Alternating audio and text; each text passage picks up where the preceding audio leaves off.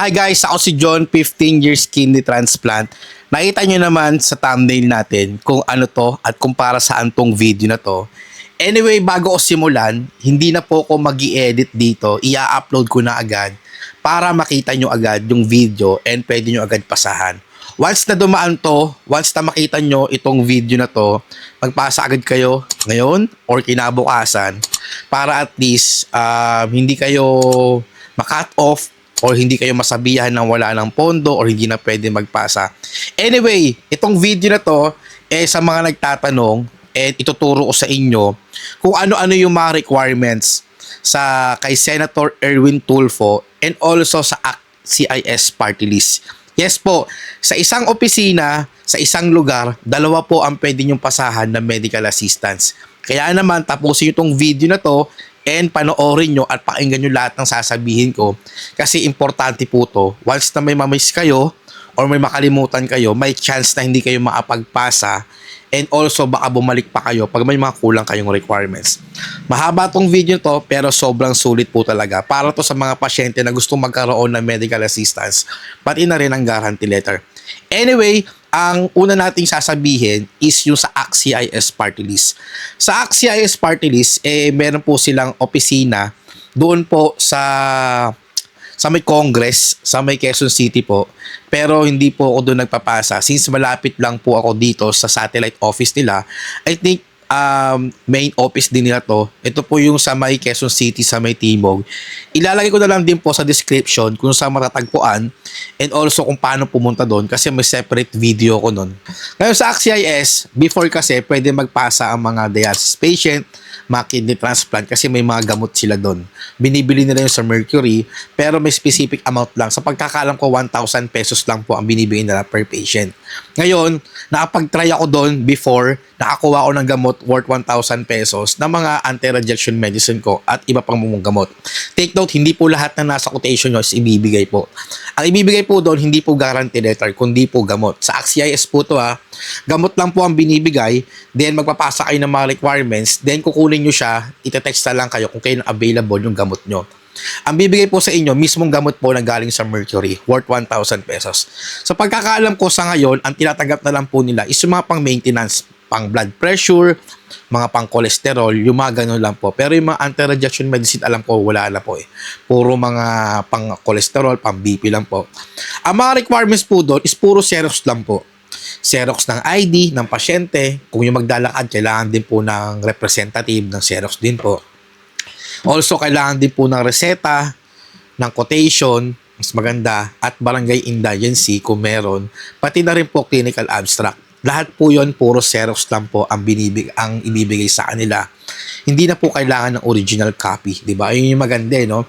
Magpapasa ka ng mga requirements, mas maganda ang puro Xerox na lang, And please take note, kailangan updated po yung mga requirements nyo. At least 3 months.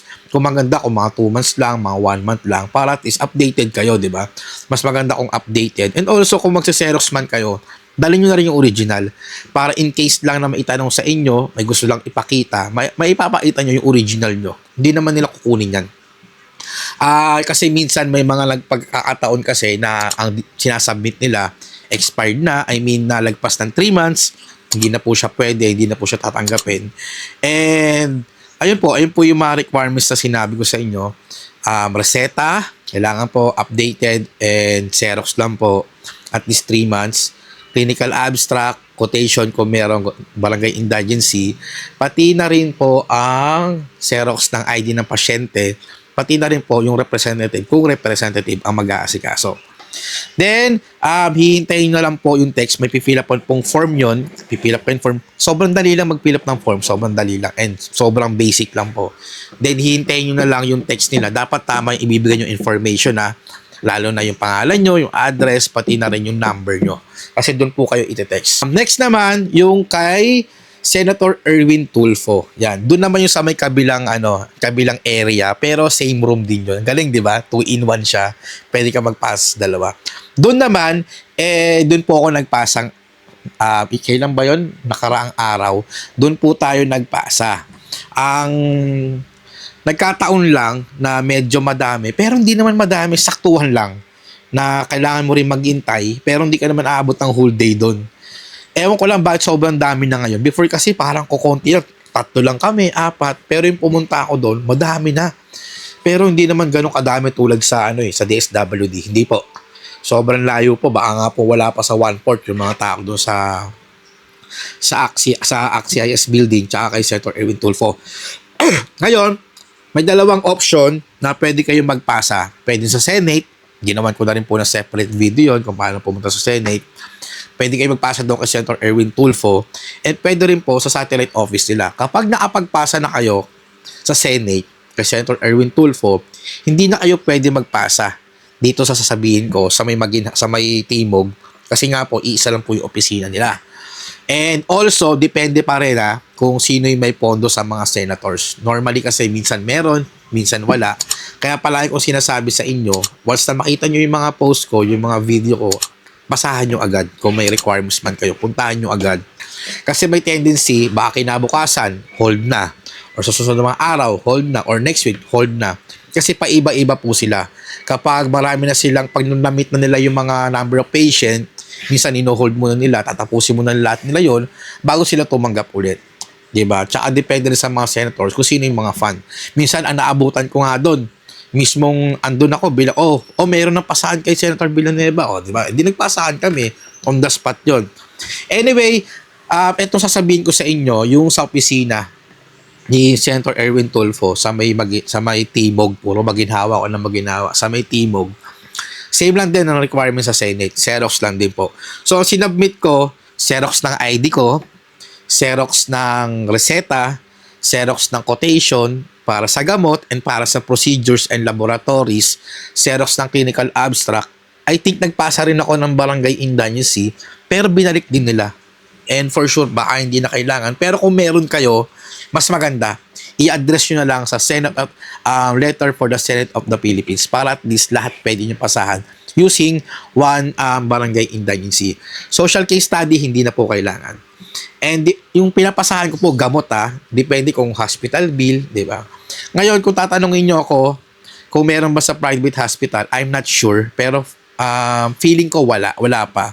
So, ang tinatanggap nila muna ay yung mga government hospital like NKTI, Philippine Heart Center, PGH, yung mga ganyan. Tsaka yung sa Quezon City, yung mga laman loob na hospital. Alam niyo na yun, di ba? Lung, kidney, heart, ayan po yung pwede nilang tinatanggap nila. And ayun lang po yung mga requirements na kailangan nila. And i-interviewin ka lang, saglit lang. Actually, hindi na interview Parang tatawagin yung pangalan mo. Tapos neto, ang gagawin na lang nila is text ka na lang, babagitin yung number mo kung tama kasi minsan hindi nila nakikita yung number, minsan hindi nila mababasa. Then sasabihin nila, text na lang or tatawagan kung kailan available yung guarantee letter mo. Normally, nagte-text sila dyan. Siguro mga wala pang 1 month, minsan nagte-text sila. Hintay-hintay na lang. Sobrang bilis lang. Sobrang dali lang ng proseso. Sobrang komportable. Hindi masyadong hindi mainit. And nakaupo ka lang. Ang maganda pa nun, may nag-offer sa akin doon ng mga empleyado. Sir, after mo dito, pwede kang magmerienda. Meron tayong libreng sopas doon, sobrang ganyan. Nakakatawa lang din, di ba? Sinilip ko meron, pero syempre hindi na tayo kumain kasi nagmamadali po tayo. Nakakatawa lang din na may mga ganon na mga may concern din sa mga pasyente. Sana lahat ganon, no? Sana lahat ng mga opisina ng mga senators, may mga ganon, kahit at least, di ba? Maano lang din yung gutom nila, yung uhaw nila o sakali. Sobrang komportable doon kapag magpapasa kayo sa opisina ni Senator Erwin Tulfo at saka ng AXIS. I think isa yon sa mga gusto kong pasahan na mga requirements. Kasi nga po, hindi mainit, hindi ka pipila na mahaba, sobrang komportable at mabilis din yung proseso. Yun po yung ginagawa ko. Kaya mas okay na pasahan yung mga ganon. And malapit lang po sa amin. Yan, may nakalimutan pa ba tayo? Anyway, kung paano pumunta sa opisina ng AXIS, pati ni Senator Erwin Tulfo, ilalagay ko po sa description. And also, kung paano pumunta ng Senate, nasa description lang din po. And also, pag may mga comment kayo, i-comment nyo sa baba. Babasahin ko po lahat yan and susubukan sagutin lahat yan. Kapag may free time tayo, sasagutin natin yan.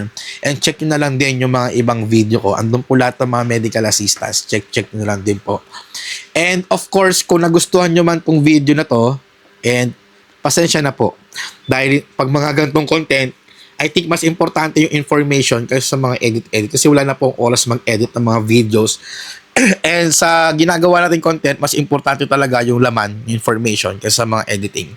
So wala na pong oras mag-edit. Hindi na po ako magka-cut dito, i-upload ko na agad para madali nyo makita. Yun lang po, sana nagustuhan nyo tong video na to. Kung nagustuhan nyo man lang, please, pa-subscribe na lang sa mga hindi pa.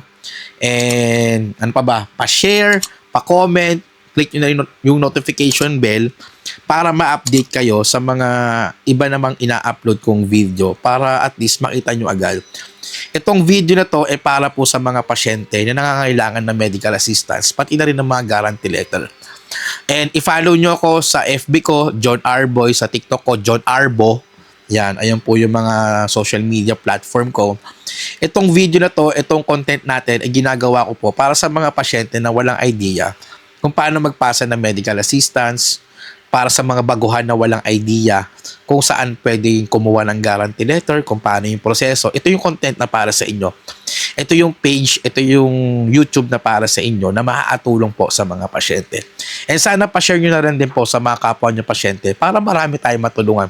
At least, natulungan ko kayo at the same time, kayo naman po ay nakatulong po sa ibang pasyente. Ganun lang po para at least matulungan natin lahat. 'Di ba? Walang mga ngapa, walang mga bago ang mahihirapan kasi alam nila kung paano kumuha ng medical assistance. Pati na rin po ng mga guarantee letter. Yun lang po. After neto, upload ko agad para makita nyo agad. I-share ko agad sa inyo para mapuntahan nyo agad. Kung nasan man tayo, kung ano man ang ginagawa natin, mas importante pa rin ang kalusugan natin. God bless po sa ating lahat. Ingat po palagi. Bye-bye po.